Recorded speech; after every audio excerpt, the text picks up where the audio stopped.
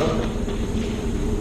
So let's see, our next example of calculating a torque is opening a door. That's really boring.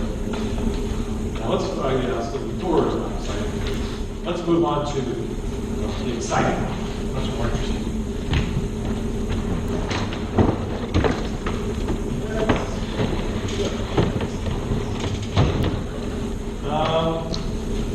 Let's ask ourselves this. So this is going to be a problem we're going to work out. So I'm going to try to write out the problem in detail because I find that if I don't, nobody knows what we're doing.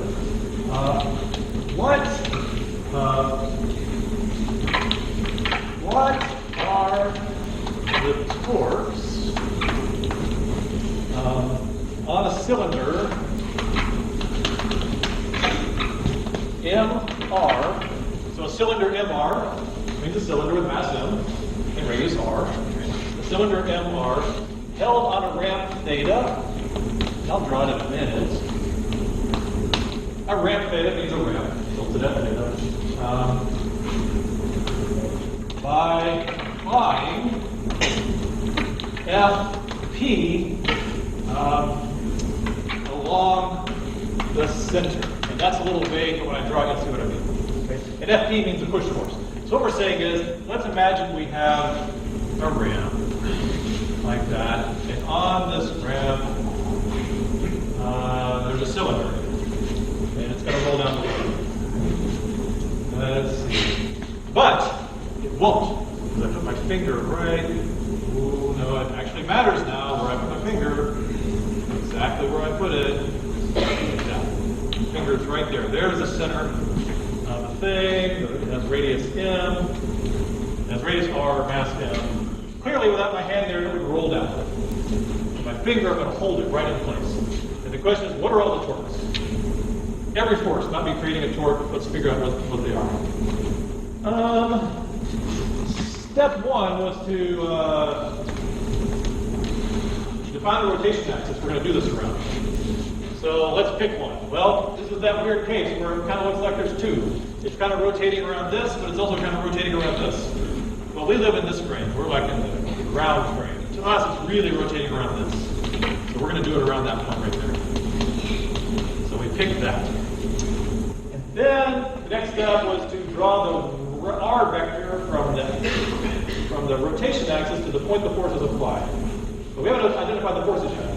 So since this is a problem where we're finding multiple torques, we're going to stop from the standard list and take a break, and we're going to do a free body diagram to figure out what are all the forces. Okay?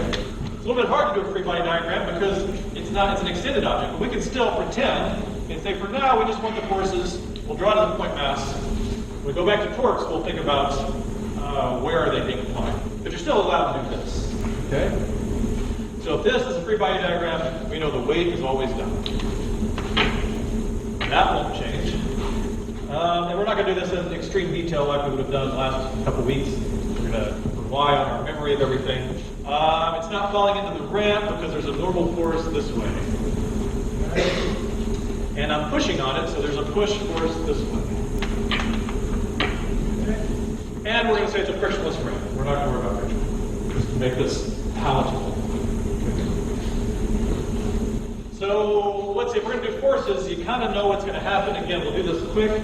The sum of the forces equals 0. Let's do forces real quick. And we want to do the direction along and perpendicular. So remember, when we think about something going down the ramp, we have to have the case if it's not going to move, some of the forces are 0, then it must be that FP is canceling this component of mg. Remember that? So if we thought, well, mg has a component this way and it has a component this way. It must be along that parallel direction. It must be that the magnitude of FP must equal mg sine theta. Okay. And if that's not clear, you don't remember, I'm not doing it in detail, go back to your notes, come to office hours, we'll go through it again. Sine is opposite over hypotenuse, that's the one down the ramp. That must equal that, or it's not moving. Perpendicular direction, it doesn't fall through the ramp. The direction this way, the sum of the forces must be 0.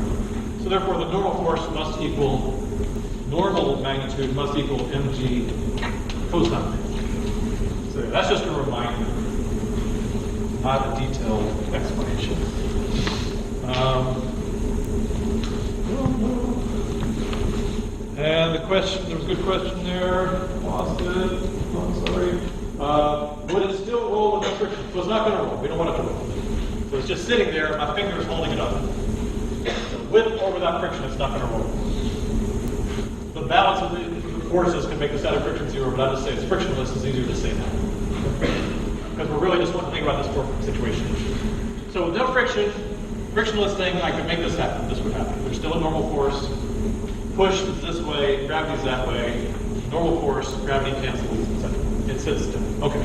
That was all just to see those three forces. So there's really only three forces. Right? Take away these components, they're just components of mg. Takes mg straight down, force of the push, and the normal force.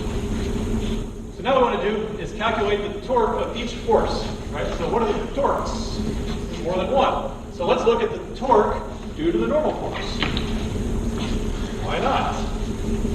The torque due to the normal force. Well, step one, draw the r vector from the rotation axis to the point the force is applied. Take your pencil and put it on the rotation axis. I literally have to hold people's hands, literally sometimes in office hours. I'm like, take your pencil and put it on this point. When we get to cross products, that happens a lot. I have sanitizer, don't worry. Okay? Let's all take our pencil and put it on the axis, rotation axis.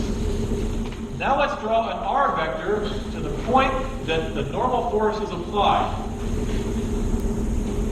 I don't know what to do, because it's applied right here.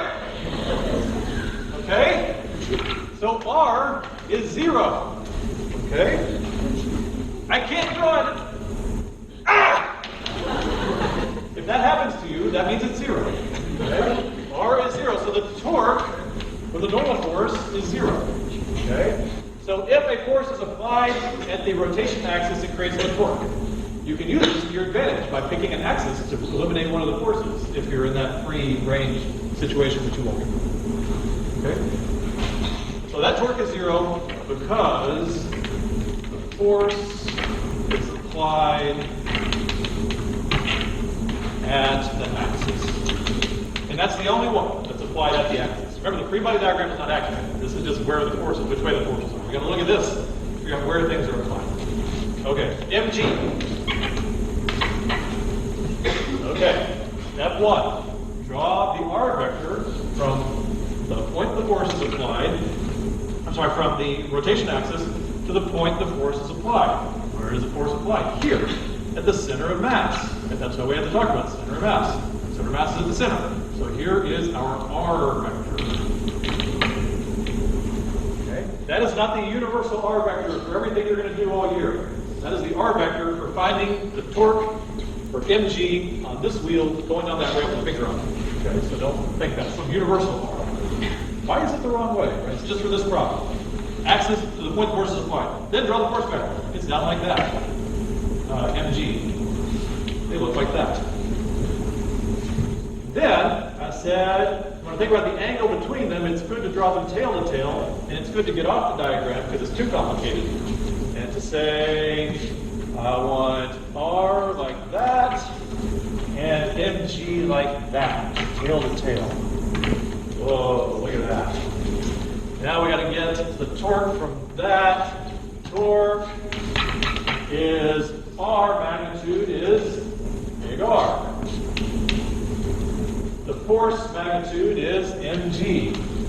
The sine of theta. This is where the angles get confusing, okay? So as I said, the general formula is a sine of theta. But will that theta be the theta they give you every time? No. Right? So sometimes you call two things theta and you mean different things and you keep them straight in your head. And you've got to get good at that. We could start calling everything phi, then it gets confusing. It's more confusing to call everything theta. It's less confusing to call everything theta, believe it or not. The point is, you got to know, I don't just stick theta here. I say, no, this theta is this angle from here to here. Okay? So you say, what is that angle? Well, what is it? Well, I know that this angle is theta because I'm good at angles. Okay? If you look, you do this angle is theta, so if you bring this up here, the law of crossing angles, yes, that is right, so that's theta. So you really know that this is 180 minus theta. 180 degrees minus, oh no, actually, oh my god. It's minus 180 plus theta. Technically is what it is.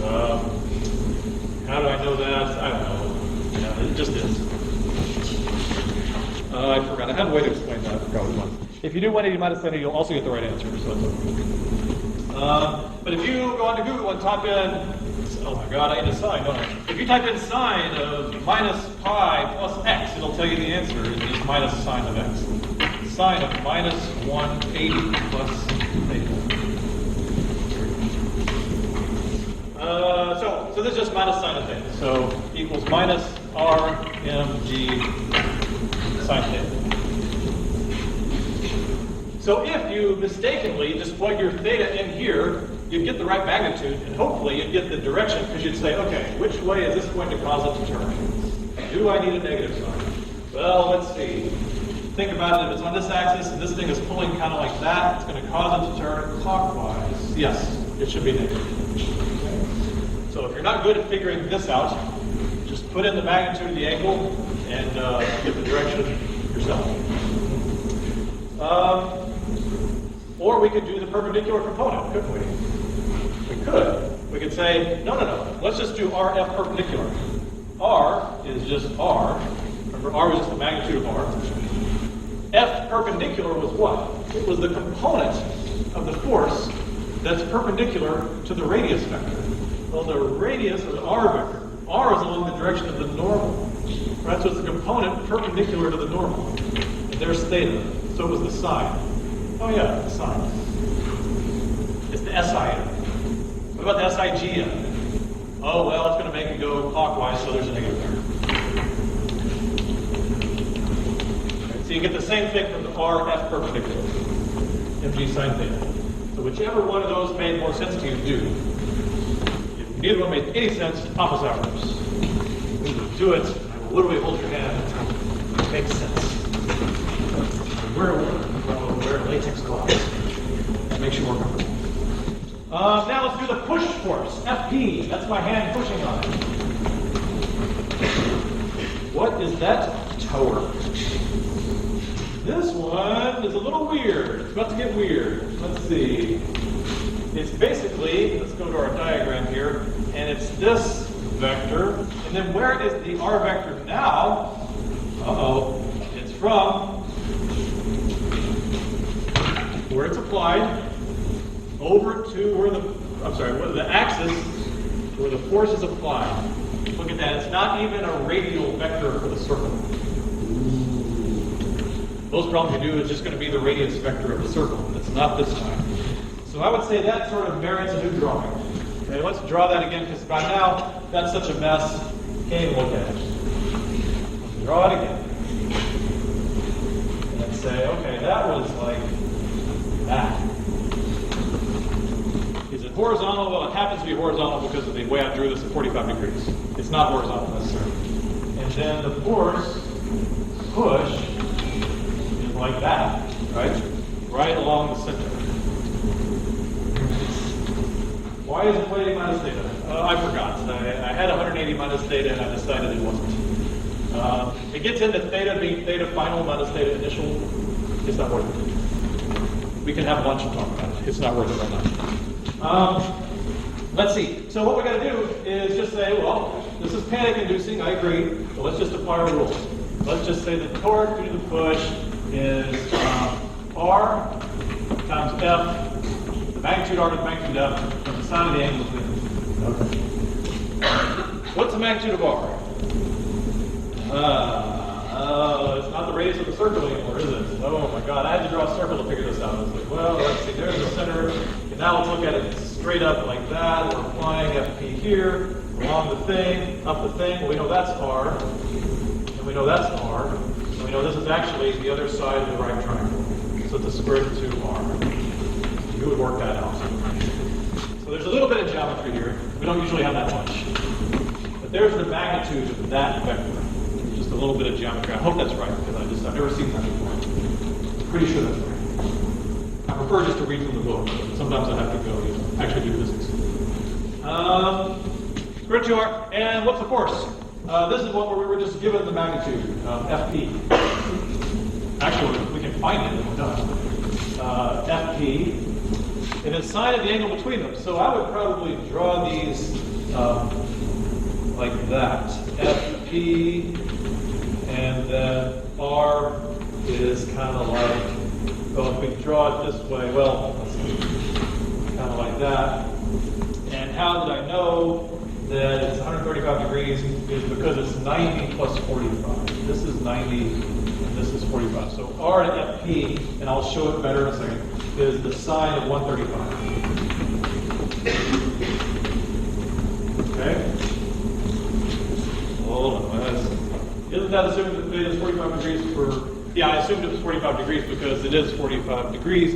Because in the problem we said along the center. It's actually important that this gets applied along the center of the thing because of the friction part. So those of you asking about friction, if you don't know what I'm talking about, don't worry about what I'm about to say. If you're asking about friction, if this is frictionless, why is it stable? If I had my finger up here, it wouldn't roll. Right? But if I put the finger right there, then everything balances.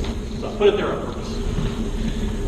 So that is 45. So since that's 45, this becomes 45. Let's see, there's that way, and then it makes a right triangle. So we know that when this comes here and that goes there, it's 45. I can't do the geometric proof. And this one is much deeper in geometry than we need to do. Okay. So the sine of 35 is square root of 2 over 2. R FP square root of 2 over 2.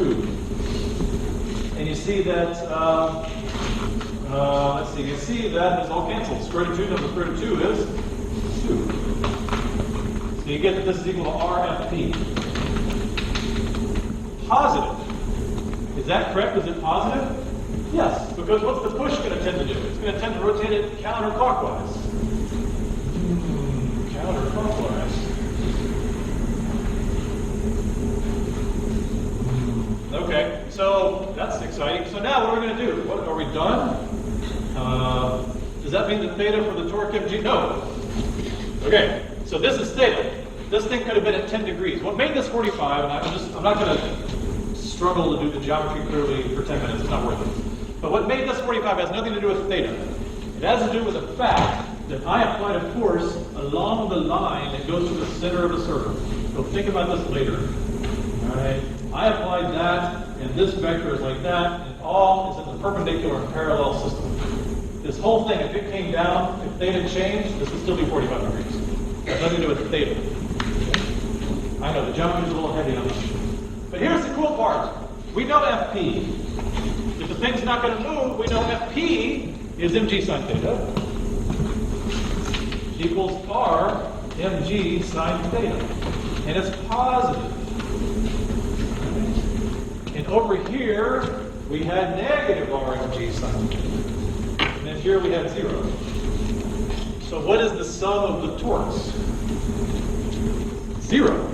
Right? 0 plus negative R mg sine theta plus positive R mg sine theta, and these cancel, and the whole torque is 0. And torque makes something turn, so I'm jumping ahead of the second law, but now you can tell the sum of the torques is 0, it's probably not going to turn, it's not going to move. And yeah, this is a static situation. We said that we're clearly. So this was one with numbers. You could be plugging in numbers. We could say, what's the magnitude of the mg torque and the push torque to be equal, the magnitudes to be equal, to be opposite.